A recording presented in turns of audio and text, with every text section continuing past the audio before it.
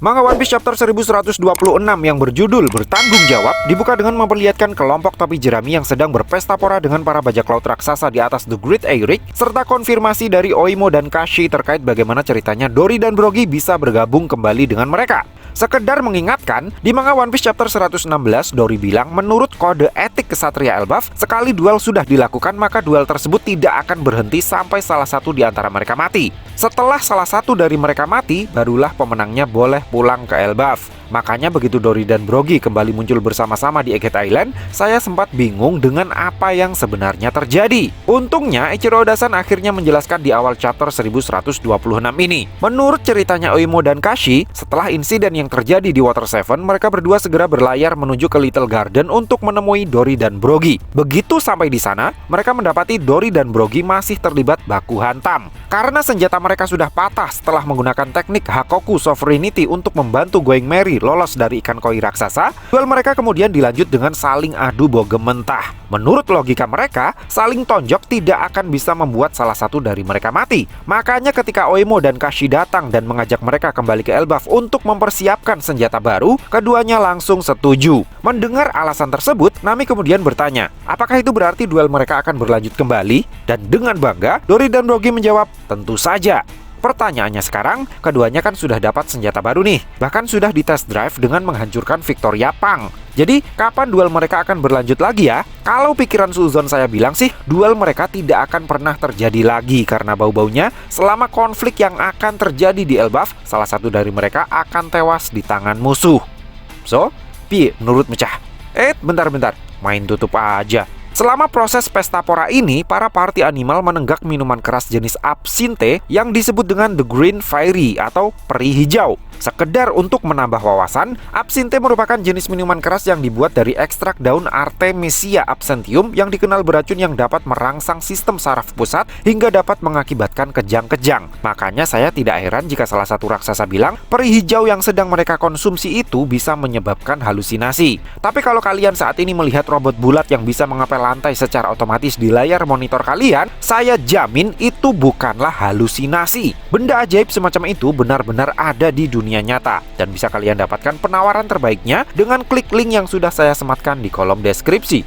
Nah, mungkin karena Bonnie masih di bawah umur, dia terlihat tidak ikut berpesta dengan yang lainnya dan memilih untuk mojok berdua bersama dengan Kuma memandangi horizon dari tengah lautan. Dalam adegan ini, sekilas kita bisa melihat ada tali yang mengikat Thousand Sunny dengan The Great Eyrick agar Sunny tidak hilang arah saat ditinggal para penumpangnya berpesta di kapal sebelah. Setelahnya adegan berpindah ke sebuah pulau di New World yang disebut dengan Gartel, yang mana lebih dari sebulan sebelumnya terjadi sebuah insiden yang cukup menggemparkan di sana. Insiden yang saya maksud adalah tindakan Bartolomeo yang secara barbar membakar bendera kelompok bajak laut Akagami yang menjadi penanda kalau pulau tersebut berada di bawah yuridiksi Sang Hyongko. Kalau saya tidak salah dalam memahami cerita, insiden pembakaran bendera oleh Bartolomeo memang terjadi lebih dari sebulan sebelumnya. Tapi momen saat Shanks menghukumnya ini terjadi saat ini, karena saat Shanks mampir ke Wano di chapter 1054, yang mana timelinenya terjadi beberapa hari sebelum arc Egghead Island dimulai, Shanks bilang mereka masih harus mengurus tindakan provokatif yang dilakukan oleh Bartolomeo terlebih dahulu. Apalagi saat itu Shanks masih harus mampir ke Sphinx Island terlebih dahulu untuk mengantarkan Marco the Phoenix pulang ke kampung halaman Shirohige.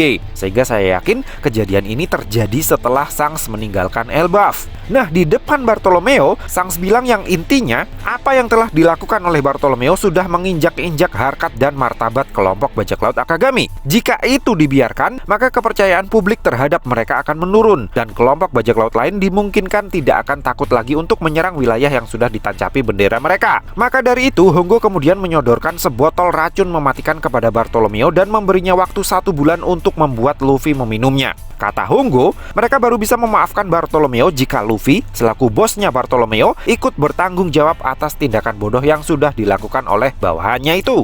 Namun siapa sangka, tanpa pikir panjang, Bartolomeo justru langsung merebut botol tersebut dari tangan Hongo dengan mulutnya, lalu langsung menenggak isinya sampai habis. Bartolomeo bilang, semua yang telah dia lakukan adalah inisiatifnya sendiri. Tidak ada hubungannya sama sekali dengan Luffy Senpai. Jadi jika memang harus ada yang mati, maka cukup dirinya saja yang mati. Nasib baik bagi Bartolomeo, cairan yang baru saja dia minum ternyata bukan racun beneran. Akagami sepertinya hanya ingin menguji kesetiaannya kepada Luffy saja. Tapi nasib baiknya itu tidak berlangsung lama. Begitu mereka memutuskan untuk kabur meninggalkan pulau, Yasop langsung meledakkan kapal mereka hingga hancur berkeping-keping hanya dengan satu tembakan. Meskipun Bartolomeo berhasil membuat Shanks terharu dengan kesetiaannya kepada Luffy, tetapi bisnis tetaplah bisnis. Bartolomeo tetap harus bertanggung jawab atas apa yang sudah dia lakukan. Jadi, mungkinkah kejadian ini akan menjadi pemicu terjadinya bentrokan antara Yonko Akagami versus Yonko Topi Jerami? Kalau saya pikir sih, tidak. Kenapa? Karena saya yakin Bartolomeo dan krunya masih belum tewas dalam insiden ini. Apalagi faktanya Bartolomeo punya kekuatan Bari-Bari Nomi. Dan saya percaya Bartolomeo tidak akan memprovokasi Luffy untuk bentrok dengan Akagami suatu hari nanti.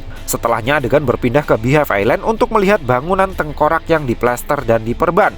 Kok bisa?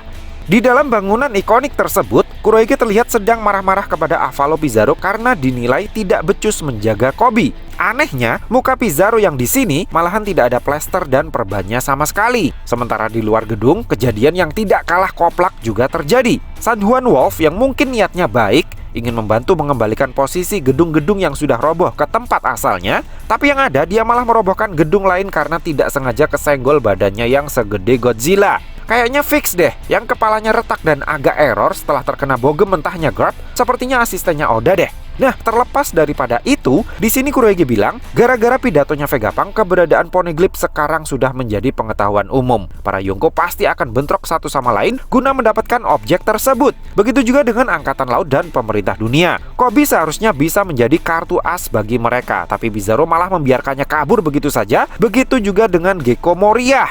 Namun kemarahan Kurohige itu akhirnya terobati karena Kuzan berhasil menangkap Monkey D. Garp yang juga sama-sama menyandang gelar pahlawan Angkatan Laut. Sehingga apapun yang Kurohige rencanakan dengan Koby bisa dia lakukan juga dengan menggunakan Monkey D. Garp. Menariknya, di sini Kuzan bilang sebenarnya dia punya niatan untuk membunuh mantan gurunya itu. Tapi karena saking kuatnya tubuh Garp, usahanya itu tidak berhasil. Saya yakin ini hanyalah alasan yang Kuzan buat-buat saja. Karena jika memang niatnya ingin membunuh, tentu dia akan mencoba menyerangnya lagi ketika Garp sudah terkapar di tanah. Tapi kan faktanya tidak. Garp yang sudah sekarat justru dimasukkan ke dalam sel dan hanya dijadikan sebagai tahanan. Lagi pula, saya tidak percaya orang yang tidak tega membunuh temannya dan seorang gadis kecil di Ohara bisa dengan dinginnya menghabisi gurunya sendiri. Ditambah lagi, saya pernah baca buku tentang bahasa tubuh manusia, di mana seorang anak yang sedang berbohong biasanya akan berbicara sambil menutupi mulutnya. Sementara orang dewasa akan menyamarkan gerakan tersebut dengan menyentuh bagian muka yang lain seperti dagu, hidung, kumis, atau mata. Dan Kuzan terlihat menunjukkan gelagat tersebut. Jadi menurut saya, seperti halnya kapal Titanic yang tenggelam karena menabrak gunung es, 10 Titanicnya Kurohige juga akan hancur gara-gara seorang pengguna kekuatan Logia es. Cepat atau lambat, Aokiji alias Kuzan akan menjadi penyebab hancurnya kelompok bajak laut Kurohige. Nah, di sela-sela obrolan berat tersebut, Kurohige terlihat senang sekali karena berhasil memboyong Puding, di mana kemudian dia pun langsung menghubungi Laffy yang saat ini ternyata sedang berada di kantor pusat perusahaan pelayaran UMIT. Sepertinya akan ada hubungan antara kemampuan Puding dengan kemampuan Laffy. Jangan-jangan Kurohige bermaksud menggunakan kemampuan hipnosisnya Laffy untuk membangkitkan kemampuan istimewa ras mata tiganya Puding agar bisa membaca Poneglyph. Namun sebelum itu terjadi, posisi Laffy saat ini bisa dibilang sangat mencurigakan. Sekedar mengingatkan, UMIT ini merupakan salah satu dari 6 raja bawah tanah yang sempat hadir di pesta tehnya Big Mom. Dia adalah penguasa jaringan transportasi perkapalan. Dan sebagai salah satu penguasa dunia bawah, dia adalah bandarnya proses kirim-kiriman barang ilegal. Jadi bisa ditebak dong apa yang Laffy lakukan di kantor pusatnya UMIT Shipping. Oleh karena di sini Kurohige bertanya kepada Laffy tentang pergerakan pasukan revolusi, besar kemungkinan apa yang dilakukan oleh si Demon Sheriff ini juga berkaitan dengan mereka. Dan karena beberapa waktu sebelumnya Kurohige sempat menggerebek Baltigo karena menurut informasinya Burgess ada gudang senjata yang sangat legit di sana, maka tidak menutup kemungkinan tumpukan kargo yang sedang ditata di sebuah kapal di dekat Laffy ini berisi senjata-senjata yang mereka sita dari bekas markasnya pasukan revolusi itu. Karena jika kargo itu berisi makanan yang ingin diberikan kepada para Tenryubito untuk ditukar dengan sesuatu, rasanya tidak mungkin karena kata Laffy, bondola untuk mengangkut makanan ke Marijoa selalu meledak setiap kali dioperasikan. Nah, jika benar kargo-kargo tersebut berisi senjata, kira-kira mau Laffite kirim kemana ya? Dugaan saya, senjata-senjata tersebut akan dibagikan secara cuma-cuma kepada para penduduk sipil di berbagai negara. Tujuannya jelas, seperti yang Monkey the Dragon katakan di chapter sebelumnya, umat manusia mungkin sebentar lagi akan saling bertempur untuk memperebutkan daratan yang tidak tenggelam. Dan senjata-senjata yang akan dibagikan secara cuma-cuma oleh Kurohyuge ini sepertinya bertujuan untuk semakin memperburuk keadaan. Balik lagi ke Beehive Island. Van Augur dan Katarina Devon akhirnya sampai juga di Beehive Island dengan membawa Karibo sebagai oleh-oleh. Kedatangan mereka ini akhirnya mengungkap fungsi lain dari kekuatan buah iblisnya Avalokizarro selain sebagai CCTV seluruh pulau, yaitu sebagai kren untuk memarkir kapal. Dan sekarang seluruh anggota eksekutifnya Kurohyuge sudah diketahui posisinya. Selain Laffite, semuanya sudah berkumpul di Beehive Island dengan membawa oleh-olehnya masing-masing. Kini, selain punya 3 salinan Red Poneglyph yang didapat dari Trafalgar Law, Teach juga punya Monkey D. Garp sebagai Sandra, Charlotte Pudding sebagai penerjemah bahasa Poneglyph, dan Karibo sebagai informan terkait keberadaan senjata kuno Pluton dan Poseidon. Dengan semua portofolio yang dia punyai ini, rasa-rasanya kok jalan Kurohyuge untuk menjadi penguasa dunia sudah tidak bisa dicegah lagi. Di sisi lain, orang yang digadang-gadang bakalan jadi batu sandungan utama bagi rencananya Kurohyuge ini, sekarang posisinya justru sedang tidak diketahui. Sejauh yang saya pahami dari bagian akhir chapter ini, 2 hari pelayaran seharusnya sudah lebih dari cukup untuk bisa sampai ke negeri Elbaf dari Egghead Island. Apalagi pelayarannya menggunakan kapal The Great Eyrick yang dikenal punya kecepatan tinggi. Tapi faktanya, kelompok Yonko yang satu ini saat ini posisinya masih terombang-ambing di tengah lautan. Usut punya usut, setelah pesta pora dengan menenggak absinte,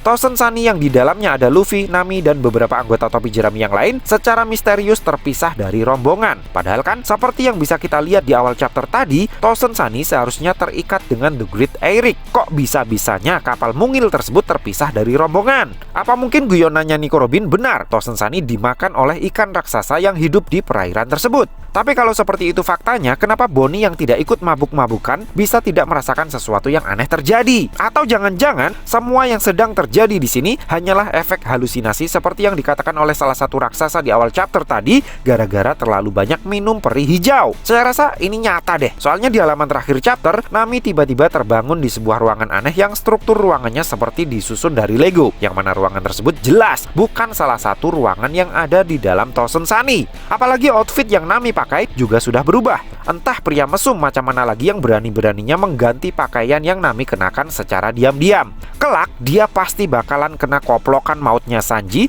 seperti Absalom saat di Thriller Bark dulu.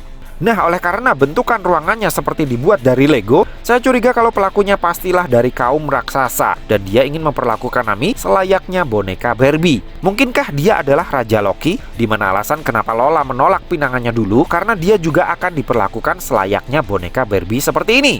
Entahlah, biar waktu yang menjawabnya. Secara keseluruhan, chapter kali ini sekali lagi menyajikan cerita yang sama sekali tidak pernah terfikirkan di kepala saya. Saya kasih rating sempurna lagi deh untuk chapter kali ini.